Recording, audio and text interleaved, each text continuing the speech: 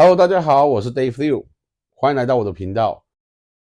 好的，那这一集我们就大概说一下温哥华的房屋的种类跟土地性质，还有房屋的各式各样的特性，让你在购买房子的时候有一个清楚的概念，选择适合你的房屋。在加拿大常见的我们叫做 duplex 双拼屋，甚至还有 triplex、fourplex、fifthplex、sixplex， 这就是说一个大房子拆成几间。常见的是 duplex 双拼屋，一个大房子切成两间，左边一间，右边一间，共同持有这块土地。双拼屋呢是没有月费的，没有社区规定，你基本上只要隔壁邻居允许你去做，那没有违法，那你要怎么做就怎么做，跟住在独立屋已经非常的接近了。这块土地上有一个大房子，甚至要把它盖成两个房子，中间连着一个机房，这种都叫做 duplex。那 triplex 就很简单了，就是一个大房子，一块土地上切成三户人家，这是 triplex。fourplex 就是一个土地上一个大房子切成四户人家。而通常现在在温哥华呢，我们现在有很多新的规定，允许我们这些独立屋去把它1变4、1变5、1变6，最多一个土地上可以切出6户。因为我们土地非常贫瘠，所以这在温哥华，尤其温哥华西区已经是开放，也很多慢慢在往这方向在走了。所以如果你已经有买独立屋的，在西温或者温西的朋友，甚至在本拿比其他的地方，可以注意一下你当地的相关法令。双拼屋大部分都是水泥地基跟木质建材的，当然也有全部水泥建材的，那这就要看你买双拼屋或是三拼屋、四拼屋它的建材，然后看你是不是喜欢这一种比较自由也没有月费，对你生活比较没有负担的一个选择了。通常双拼屋呢，你唯一需要分摊的就只有屋顶跟房屋保险。屋顶因为你是一个大房子切成两户，所以你这个屋顶是共同持有的。那你既然共同持有，你就必须要跟你旁边的邻居一起去分担这个屋顶的费用。如果你要换新的屋顶或屋顶要维修，必须要两方同意一起花钱去。那因为你在同一块土地上面，房屋的保险也必须要是一起买的。双拼屋呢，它的土地性质是属于 freehold strata。freehold strata 的意思就是说，这块土地是你自己所持有，是你们两户人家共同持有的。因为 strata 是共享，所以共享土地永久权状，所以这块土地通常是永久权状，然后是两家共同持有的。一般大部分都是 freehold strata。好的，接下来我们来说说独立屋。一般来说，独立屋都是钢筋水泥的地基，然后木质建材。当然也有一些房子呢，它是全部钢筋水泥做出来的。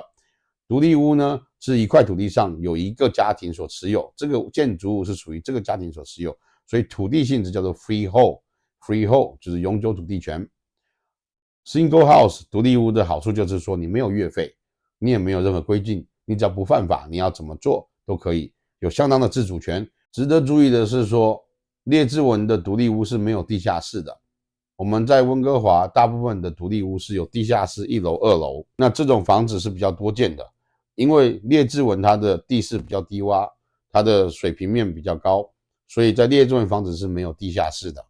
所以你去列治文买的时候，你就会看到这些独立屋呢，它的房屋会比较大，因为它把地下室的那个建筑面积搬到地面上来盖，但是事实上它总面积不见得会比其他城市，比如本拿比啦、温哥华啦的土地的那个房屋的面积还大。而唯一需要注意就是说，虽然说你做独立屋是非常自由，但是也要想到所有的这些修缮费用就自己负责了。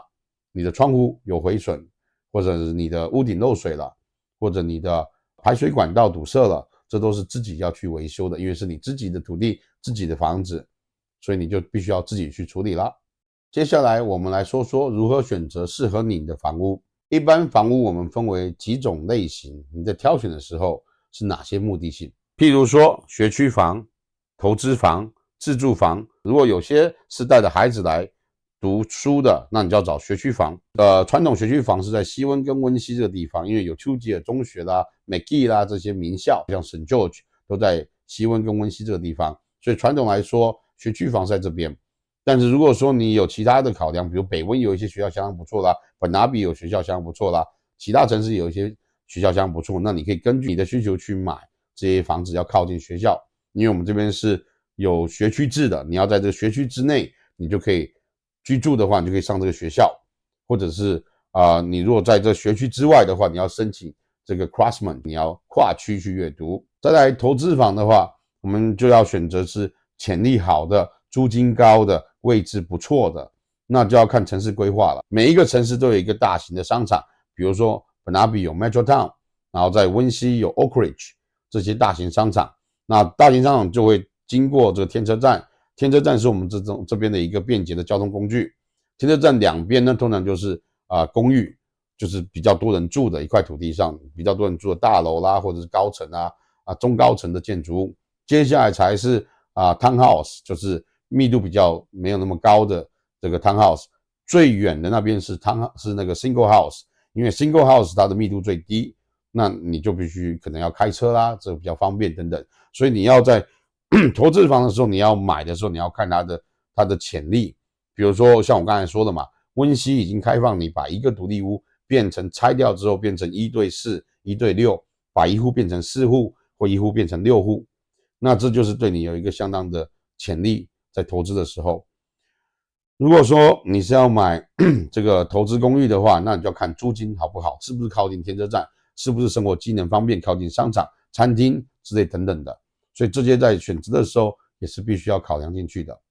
接下来的下一集我会讲说怎么样去买这些房屋，哪些注意事项以及买房的流程，所以千万不要错过我下一集咯。这个频道里面我会分享许多关于商住地产的相关知识。如果你对这个有兴趣，喜欢我们的频道，请不要吝啬按赞、分享、订阅，打开你的小铃铛，这样就不会错过我们任何一集的精彩内容咯。谢谢。